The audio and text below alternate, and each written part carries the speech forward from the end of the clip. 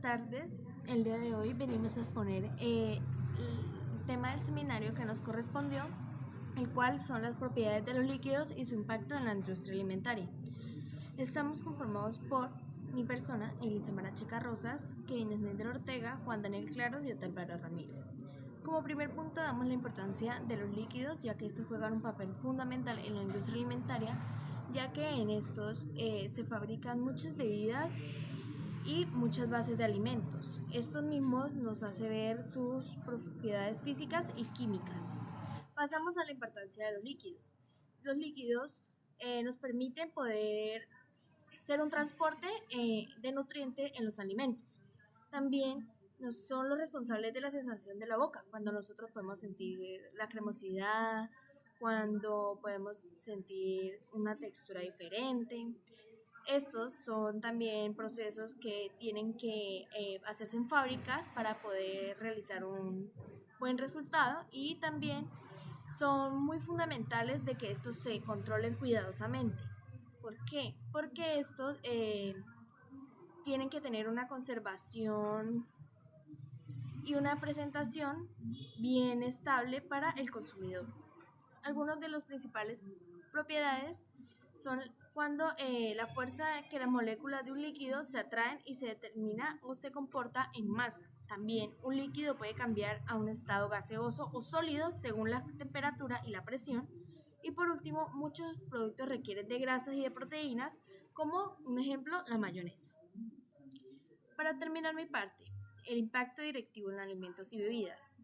Tenemos en la calidad sensorial, donde nosotros podemos ver el sabor, textura y el aroma de líquidos.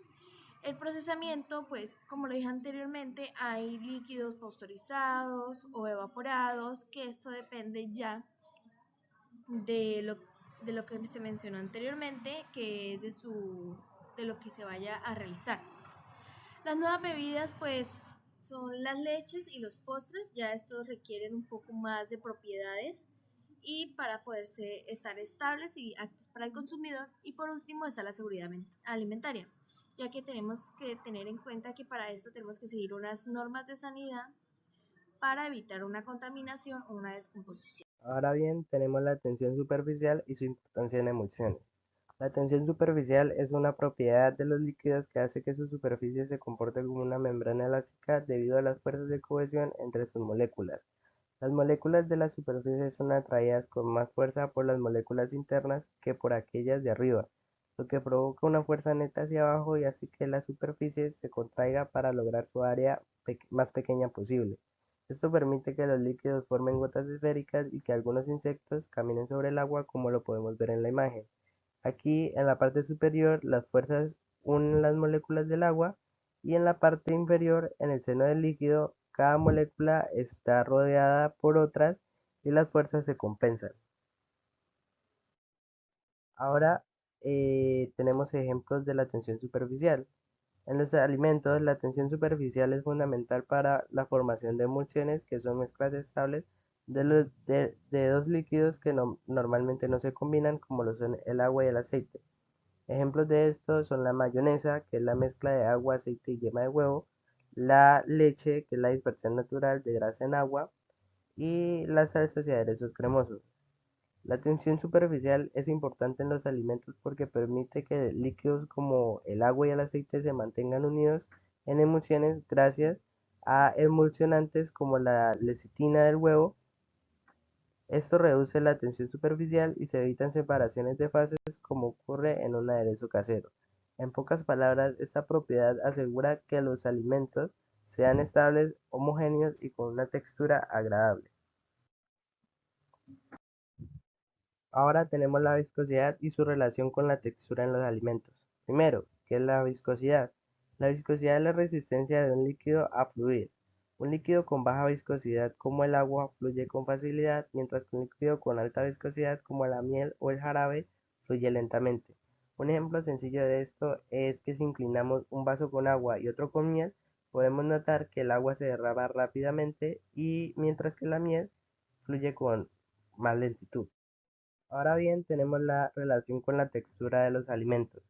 La viscosidad determina en gran medida la textura y sensación de boca.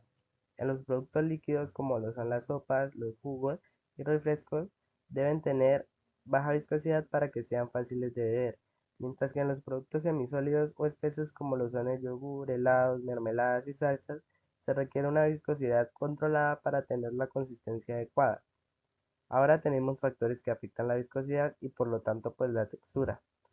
Tenemos como primero la temperatura, y es que la viscosidad de los alimentos puede cambiar significativamente dependiendo a la temperatura con la que se haga. Tenemos también la composición, y es que ingredientes como almidones, gomas y proteínas pueden aumentar la viscosidad al formar una red que atrapa el agua. Y tenemos la viscosidad de corte, que es la forma en que se aplica la fuerza al alimento, esa es la velocidad de corte, la velocidad de corte. Esto también puede modificar la viscosidad del alimento. Y por último, tenemos la importancia de la viscosidad en los alimentos. La viscosidad de los alimentos es un atributo sensorial vital que afecta nuestra percepción de los alimentos. Además, la viscosidad puede influir tanto en la digestión y en la absorción, así como en la saciedad y el apetito. Muy buenos días, mi nombre es Octavio Rodríguez Sangaribe y el tema que voy a exponer es la aplicación de la tensión superficial y la viscosidad en el procesamiento de alimentos, enfocándonos en cómo estas propiedades influyen en la estabilidad, la textura y la calidad de productos que consumimos a diario. Controladas nos permiten que los productos sean más estables, tengan texturas agradables y sobre todo que el consumidor los acepte mejor. La tensión superficial, por ejemplo, permite que se formen y mantengan espumas como el merengue y que se logren emulsiones como la mayonesa o la salsa. Esto se debe al uso de emulsionantes como la licitina del huevo que estabilizan mezclas de agua y aceite. Así se obtienen alimentos con buena apariencia, textura uniforme y mayor vida útil. Como siguiente encontramos la importancia de la viscosidad en la industria alimentaria. Esto es lo que nos define es la consistencia y la textura de productos como jarabe, crema, lácteos y salsa. Controlarla es clave por tres razones. Primero encontramos que nos facilita el procesamiento como el bombeo y el envasado. Segundo, influye en la calidad sensorial porque da fluidez o cremosidad. Y tercero, asegura estabilidad evitando que el producto se cristalice o que se separe sus fases. Un ejemplo claro es el jarabe de maíz, que tiene la viscosidad justa para usarse en bebidas, mientras que el arequipe necesita ser mucho más denso y cremoso para mantener su identidad como producto. Finalmente encontramos aquí unos ejemplos concretos cómo se aplican estas propiedades en la industria. En la mayonesa la emulsión se mantiene estable gracias al control de la tensión superficial. En el caso en el molde de chocolate, la espuma se conserva gracias a la tensión superficial y los estabilizantes. En los jarabes comerciales la viscosidad se ajusta para que se puedan disolverse fácilmente y mantenerse homogéneos. Y en las salsas industriales la viscosidad se regula para que fluyan al servirse, pero al mismo tiempo se adhieran bien al alimento. Todos estos ejemplos nos muestran cómo el control de la tensión superficial y la viscosidad no es solo teoría, sino que se traduce en productos que consumimos diariamente en nuestros días. Buenos días, mi nombre es Juan Daniel Claros y yo les voy a hablar sobre el punto de ebullición y su relación con la conservación de alimentos. Como primer punto tenemos la definición de punto de ebullición, que es la temperatura a la que un líquido se transforma en gas cuando su presión de vapor se iguala con la presión atmosférica. Estos alimentos, este fenómeno es clave porque influye en la cocción y conservación de alimentos. Cuando estamos en zonas elevadas, la presión atmosférica es menor, lo que significa que eh, el agua está a menos temperatura para convertirse en vapor. En la imagen podemos ver la comparación al nivel del mar. El agua hierve a 100 grados Celsius, pero a 1800 metros hierve a 93 grados Celsius. Ya a 3000 metros lo hace aproximadamente 90 grados Celsius. Esto tiene un impacto en los alimentos, pues en los procesos diseñados para 100 grados Celsius, como hervir agua para hacer una conserva, esterilizar frasco o pasteurizar leche, serán insuficientes.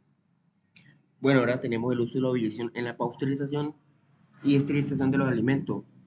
La pasteurización consiste en calentar un alimento a menos de 100 grados Celsius durante algunos segundos o minutos y luego enfriarlo rápidamente. Esto reduce la cantidad de microorganismos, pero caso contrario la esterilización no los elimina por completo.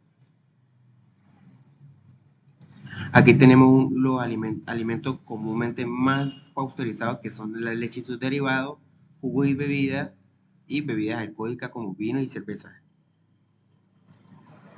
Tenemos la esterilización, que esta a contrario de la pasteurización, busca eliminar todos los microorganismos e incluso las esporas bacterianas, a diferencia de la pasteurización.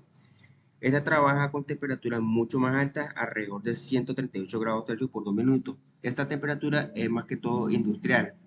Para formas caseras tenemos que es la esterilización en baño María, que los alimentos se envasan en frasco hermético y se sumergen en una olla con agua que se lleva a ebullición, o sea, a 100 grados Celsius a nivel del mar. Muchas gracias por su atención.